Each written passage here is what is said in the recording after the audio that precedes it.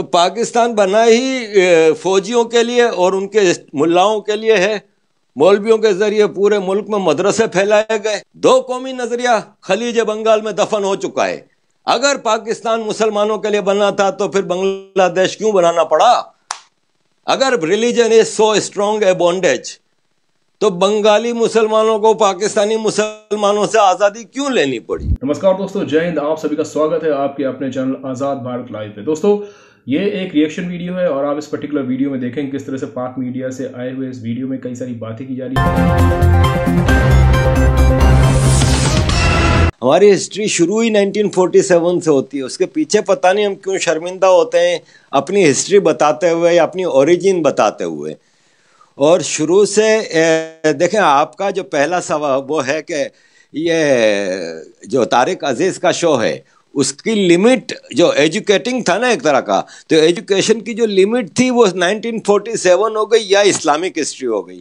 India کے بارے میں ہم بات کرتے ہوئے صرف ہمارے انویڈرز جو مسلم رولرز تھے ان کا ذکر کریں گے. کبھی ہم کسی ہندو رولر کا یا ذکر کریں گے بھی تو یہ کہیں گے کہ وہ ہندو مہاراجا تھے، اپنی عوام پہ ظلم کرتے تھے اور مسلمان ان کو بچاتے تھے. اور یہ ڈسٹورٹڈ ہسٹری ہمیں پڑھائی گئی ہے. آپ کا تجزیہ بالکل درست ہے. کیبنٹ کمیشن کے فیل ہو جانے کے بعد میں جب جناح صاحب نے کہا کہ ہم تو پاکستان لے کر رہیں گے اور اس کے لیے چاہے ہمیں کوئی بڑی سے بڑی ہمیں کوئی قربانی دینی پڑے، ہم پیچھے نہیں ہٹیں گے.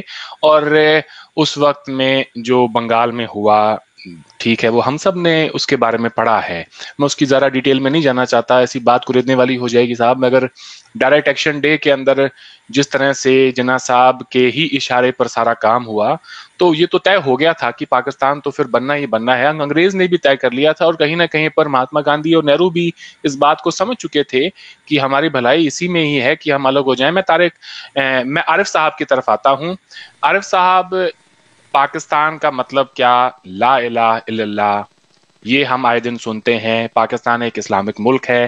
پاکستان کا وزیر اعظم ہو یا کوئی بھی بڑا عہدیدار ہو، جب بھی وہ حلف اٹھاتا ہے تو کہتا ہے کہ میں دو قومی نظریے کی سالمیت کے لیے پوری اپنی طرف سے کوشش کروں گا اور اس کی حفاظت کروں گا. تو وہ انسان جو پاکستان کے اندر رہتا ہے اور جس کا یقین پاکستان کے اس لا الہ الا اللہ میں نہیں ہے، تو وہ پاکستانی کیسے ہو جاتا ہے؟ اور پھر یہ کہتے ہیں نہیں، یہ بھی اتنا ہی پاکستانی ہے، ہندو بھی ہے، کرسچن بھی اتنا ہی پاکستانی ہے. یہ تو کنفیوژن پھیلانے والی باتیں ہیں. جب پاکستان کا مطلب لا الہ الا اللہ ہے تو پاکستانی ہونے کا مطلب وہ ہے کہ جو اس پہ یقین رکھے. اب جو یقین نہیں رکھتا وہ پاکستانی کیسے ہے؟ اگنورنس کی انتہا دیکھیں. وہ فرماتی ہیں کہ پانی پت فلم ریلیز ہو رہی ہے، اس میں احمد شاہ ابدالی کا چہرہ مسخ کیا گیا ہے، تاریخ کو ڈسٹورٹ کیا گیا ہے، ایک ہیرو کو ولن بنا کے پیش کیا گیا ہے. ارے فردوس عاشق ایوان صاحبہ، یہ جو ابدالی جب حملہ کرنے آیا تھا تو سیالکوٹ جو کہ آپ کا علاقہ ہے، سب سے پہلے وہ تباہ ہوا تھا. وہاں کی عورتوں کی بے عزتی کی تھی، وہاں کی فصلوں کو آگ لگائی تھی. یہ کس قسم کے ببل میں رہ رہے ہیں کہ اپنے انویڈرز کو جو جب ہندوستان پہ حملہ کرتے تھے تو آج کا پاکستان تباہ ہو جاتا تھا، پھر یہ انٹر ہوتے تھے ہندوستان میں. یہ اپنے ماضی کو تباہ کرنے والے لوگوں کو ہیرو مانتے ہیں. یہ کس قسم کا ببل ہے؟ یہ پاکستان کی رولنگ اولیگارکی کا یہ مقصد ہے کہ عوام کو ایک ڈسٹورٹڈ ہسٹری، ایک خوف کا ماحول اور ایک پوجا کی حد تک اپنی آرمی کی پوجا کرو، اس کو نجات دہندہ سمجھو. آپ سمجھو یہ کہ آپ زندہ ہی اسی وجہ سے ہو کہ آپ کے پاس یہ آرمی ہے، ورنہ تو آپ مار دیے جاتے. بھارت بٹھا ہوا ہے برابر میں، اتنا بڑا راکشس ہے، وہ آپ کو کھا جاتا. صرف یہ آرمی کی وجہ سے آپ بچے ہوئے ہو. یہ ایک ہمیں بچپن سے سکھایا جاتا ہے، ایک ڈسٹورٹڈ ہسٹری، ایک ببل آپ صحیح کہہ رہے ہیں بنا کے ہمیں اس میں ڈالا ہوا ہے اور ہم اسی میں مست ہیں. پاک فوج زندہ باد. یہ نہیں دیکھ رہے کہ اس ملک کا بیڑا غرق کرنے میں اس فوج کا اور اس کی جو اسٹوجز ہیں ان کا ہاتھ ہے. فیوڈل لارڈ سب سے بڑے اسٹوج ہیں پاک فوج کے. مطلب آپ انتہا دیکھیں اگنورنس کی. آپ کی آرمی اپنے میزائلوں کے نام رکھتی ہے، ابدالی، شاہین، غوری، غزنوی. ارے یہ سب ہمیں لوٹتے رہے، ہمارے آبا و اجداد کو. ان سے آپ کیا گلہ کریں گے یا کیا شکوہ کریں گے؟ بھیڑ بکریوں کی قوم بنائی ہوئی ہے. مثلا عمران خان صاحب نے آج سے 2-3 سال پہلے ایک بیان میں کہا کہ یہ جو 25 لاکھ بچے مدرسے میں پڑھ رہے ہیں، آپ ان کے اوپر رحم کریں. یہ آگے آنے والے پاکستان میں ان کا کیا مستقبل ہے؟ آپ ان سب کو امام تو نہیں لگا سکتے نا کسی نہ کسی مسجد میں. इनको ये, अगर आप इनको गवर्नमेंट जॉब्स में, ब्यूरोक्रेसी में कहीं ना कहीं पे लेके आना चाहते हैं तो इनको भी वही एजुकेशन दें। और अब मैं जब देखता हूँ इमरान खान साहब प्राइम मिनिस्टर बनने के बाद में एक इवेंट था उनका आज से कुछ हफ्ते पहले ही, जिसमें वो मदरसे के बच्चों को अवार्ड्स दे रहे थे कि ये इनमें से ज्यादा अच्छा हाफिज कुरान कौन सा है। पाकिस्तान बनने के बाद में मुसलसल एक के बाद एक कौन कौन से झूठ बोले गए हैं, तो 120 तो क्या, मैं समझता हूँ यहाँ पे 1000 से ज्यादा झूठ निकल आएंगे। नहीं, मेरे पास यही है जो लिस्ट मैंने बनाई है। नहीं, छोटे बड़े झूठ बहुत होते हैं सर हुकूमतों के पास। चले मैं आरिफ साहब की तरफ आता हूँ। आरिफ साहब, मेरे सवाल मैं नहीं समझता कोई बहुत ज्यादा मुश्किल सवाल हैं, जैसे बशानी साहब कह रहे थे, मेरे तो बड़े छोटे छोटे सवाल हैं। मैं तो उन लोगों तक पहुंचना चाहता हूँ जिन तक आज तक सच पहुंचा ही नहीं है। जब तक हम उन तक सच ही नहीं पहुंचाएंगे तो मुझे नहीं लगता कि कोई तब्दीली आ पाएगी। तो आज इस इंफॉर्मेशन टेक्नोलॉजी की एज में कम से कम पाकिस्तान के बच्चों को ये तो चाहिए कि वो ये इस तारीख को इतना सही कर लें कि हिंदुस्तान के ऊपर जो 3-4 जंगें मुसल्लत हुई हैं, या हमारे हुक्मरान कहते हैं हमारे ऊपर मुसल्लत की गई थी, वो एक झूठ है। सारी जंगें हमने की हैं।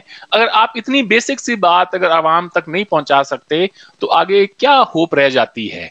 और ये जो बच्चे हैं, जब तक इनको आप इस बबल में रखेंगे, इस झूठ में आप इनको मुतला रखेंगे, जिस दिन इस झूठ से बाहर आएंगे तो क्या स्टेट इतना कमजोर है कि पाकिस्तान टूट जाएगा?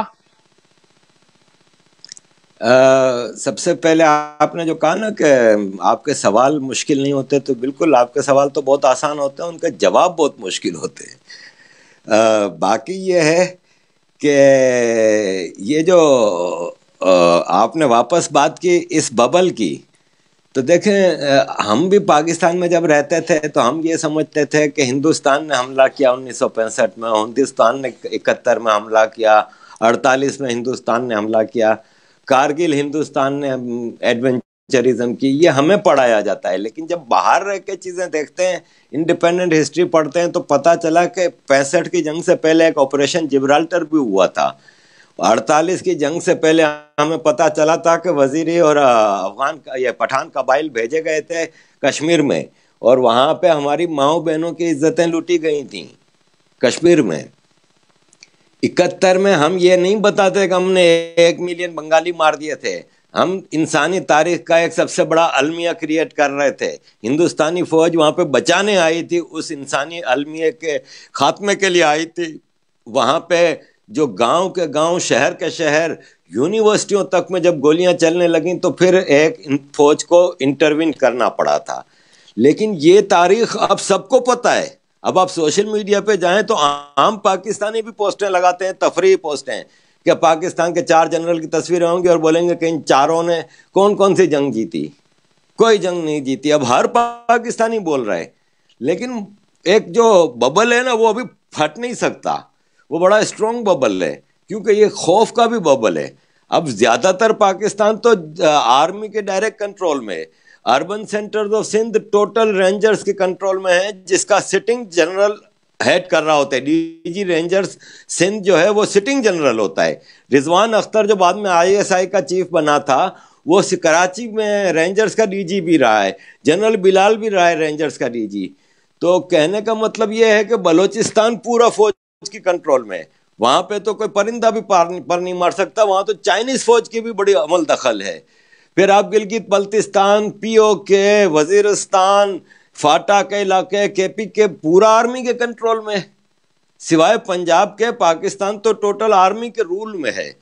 तो आप उस बबल को फाड़ नहीं सकते, क्योंकि अवाम अब चाहे भी तो मेजोरिटी अवाम कौन है?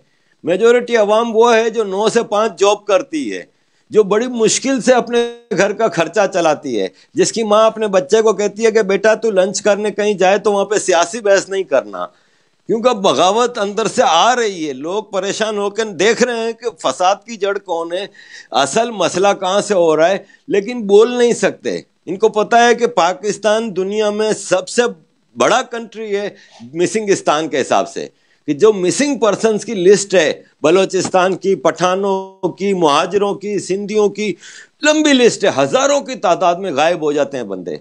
तो माएँ डरती हैं, लोग डरते हैं तो बोलते नहीं है, वरना अवेयरनेस आ रही है। इस सोशल मीडिया के दौर में हर आदमी को पता चल रहा है कि इनकी फौज कितने पानी में है। खास तौर पे ये जो एब्रोगेशन ऑफ 370 हुआ, تو جو 72 سال سے ہمیں چورن بیچا جاتا تھا کہ بھائی ہم آدھے سے زیادہ بجٹ اس لیے لے جاتے ہیں کہ یہ کشمیر کبھی انڈیا کھا جائے گا، ہمیں کشمیر بچانا ہے. جب کشمیر کا یہ ہوا تو فوج کو عام آدمی سوال کر رہا ہے